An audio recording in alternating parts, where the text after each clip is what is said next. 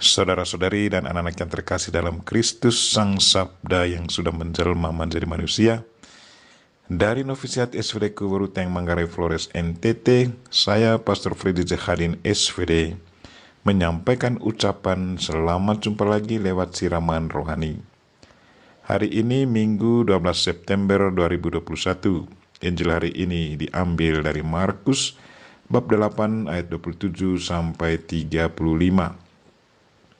Kita diingatkan supaya selalu tunjukkan kepada sesama iman kita lewat perbuatan-perbuatan nyata. Marilah kita berdoa memohon penerangan Roh Kudus. Dalam nama Bapa dan Putra dan Roh Kudus. Amin. Tuhan dan Allah kami, puji dan syukur kami haturkan kepadamu karena Engkau sudah mengajarkan kami untuk wujud nyatakan iman kami lewat perbuatan-perbuatan nyata. Kami mohon, arahkanlah pandangan kami kepada Kristus yang selalu wujud nyatakan perkataannya lewat perbuatan-perbuatannya. Perkenankanlah kami untuk selalu menaruh harapan pada salib Kristus, sebab di dalam Dia Engkau telah memulai pekerjaan baik di antara kami dan akan menyelesaikannya pada akhirnya nanti. Tuhan, utuslah Roh Kudus-Mu, terangilah pikiran dan hati kami, agar sabda-Mu yang akan kami dengar dapat kami pahami dengan baik, dan isi pesan-Mu dapat kami hayati dan amalkan dalam hidup harian kami. Doa ini kami sampaikan dengan perantaran Kristus Tuhan kami. Amin. Tuhan sertamu dan sertamu juga. Inilah Injil Yesus Kristus menurut Markus bab 8 ayat 27 sampai 35. Dimuliakanlah Tuhan. Pada suatu hari, Yesus bersama-sama murid-muridnya pergi ke desa-desa di sekitar Kaisarea Filipi. Di tengah jalan ia bertanya kepada murid-muridnya. Katanya, kata orang, siapakah aku ini? Jawab mereka, ada yang mengatakan Yohanes Pembaptis, ada juga yang mengatakan Elia, ada pula yang mengatakan seorang dari para nabi. Ia bertanya kepada mereka, tetapi apa katamu, siapakah aku ini? Maka jawab Petrus, engkau adalah Mesias. Lalu Yesus melarang mereka dengan keras supaya jangan memberitahukan kepada siapapun tentang Dia. Kemudian mulailah Yesus mengajarkan kepada mereka bahwa Anak Manusia harus menanggung banyak penderitaan dan ditolak oleh tua-tua, imam-imam kepala, dan ahli-ahli Taurat, lalu dibunuh dan bangkit sesudah 3 hari. Hal ini dikatakannya dengan terus terang, tetapi Petrus menarik Yesus ke samping dan menegur dia. Maka berpalinglah Yesus dan sambil memandang murid-muridnya, ia memarahi Petrus, katanya, "Enyalah iblis, sebab engkau bukan memikirkan apa yang dipikirkan Allah, melainkan apa yang dipikirkan manusia." Lalu Yesus memanggil orang banyak dan murid-muridnya dan berkata kepada mereka, "Setiap orang yang mau mengikut aku, ia harus menyangkal dirinya, memikul salibnya dan mengikut aku. Karena siapa yang mau menyelamatkan nyawanya, ia akan kehilangan nyawanya.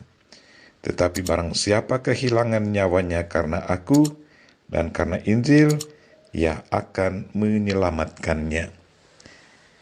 Demikianlah Injil Tuhan. Terpujilah Kristus. Saudara-saudari dan anak-anak yang terkasih dalam Kristus Sang Sabda, tema renungan kita hari ini ialah tunjukkan kepada sesama imanmu dari perbuatan-perbuatanmu yang nyata.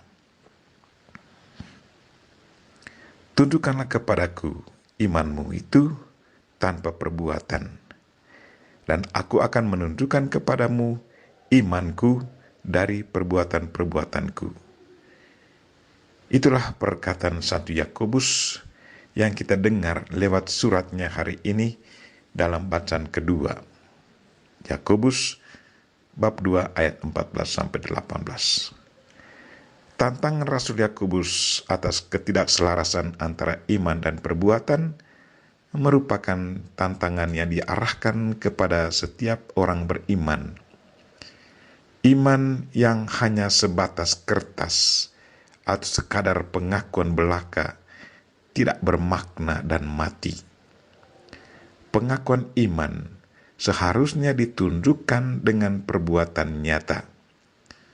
Perbuatan merupakan buah dari iman. Iman yang berbuah didasari atas perjumpaan, persekutuan, dan pengakuan akan Yesus yang adalah Mesias. Petrus dengan segala keyakinan mengakui Yesus adalah Mesias. Itu suatu ungkapan iman, satu pernyataan yang keluar dari kesadaran dan keyakinan Santo Petrus sesudah tinggal bersama Yesus. Hidup bersama Yesus, mengalami Yesus secara langsung. Pengakuan Petrus adalah benar. Karena buah iman ini, pernyataan yang benar ini, maka Yesus Kristus katakan kepada Petrus, "Berbahagialah engkau Simon bin Yunus, sebab bukan manusia yang mengatakan itu kepadamu, melainkan Bapa-Ku yang di surga." Kita baca di Matius bab 6 ayat 17. Saudara-saudariku dan anak-anak yang terkasih dalam Kristus Sang Sabda, pengakuan akan diri Yesus sebagai Mesias berarti kita menempatkan pola pikir dan sikap hidup yang selaras dengan Allah. Allah Bapa menyelamatkan manusia melalui pribadi Yesus Putranya dengan cara dan jalan berbeda dari pemikiran manusia. Jalan keselamatan dilalui dengan penderitaan dan salib kematian. Totalitas cinta Allah ditunjukkan oleh Yesus dalam pemberian diri seutuhnya. Mengakui Yesus sebagai Tuhan Penyelamat menegaskan kepada kita untuk menyatakan sikap dan tindakan yang sama seperti yang telah Yesus lakukan. Beriman kepada Yesus berarti membuat dan bertindak seperti Yesus sendiri yang selalu menyembuhkan, membebaskan, dan menebus dosa serta menyelamatkan kita. Dunia di mana kita berpijak menjadi ladang bagi warta iman dan perwujudan iman dalam sikap dan perbuatan bagi sesama dan alam sekitar. Sebagai pengikut Kristus, kita pun selalu siap menjalankan apa yang diperintahkan Kristus kepada kita. Tantangan dan salib haruslah kita hadapi dan pikul. Yesus sendiri sudah menantang kita, katanya, "Barang siapa mau mengikuti aku, hendaklah ia memikul salibnya, menyangkal diri." Marilah saudara-saudari dan anak-anak yang terkasih, bersama Bunda Maria kita berdoa. Allah Bapa kami yang maha murah, Putramu tidak melarikan diri dari penderitaan, tetapi menghadapinya sampai pada kesudahannya dengan wafat di salib. Kami mohon, arahkanlah pandangan kami kepada salibnya, bila kami sendiri mengalami penderitaan ataupun iba hati oleh penderitaan sesama.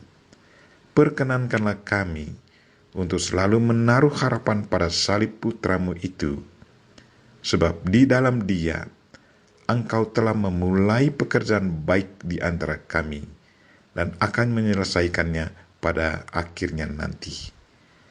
Doa ini kami sampaikan dengan perantaran Kristus Tuhan kami. Amin. Marilah kita mohon berkat Tuhan. Tuhan sertamu dan sertamu juga. Semoga saudara sekalian dan mereka-mereka yang kita doakan pada hari ini, secara khusus mereka yang sakit, dan segala aktivitas kita sepanjang hari ini dilindungi, dibimbing, dan diberkati oleh Allah yang Maha Kuasa, Bapa dan Putra dan Roh Kudus. Amin.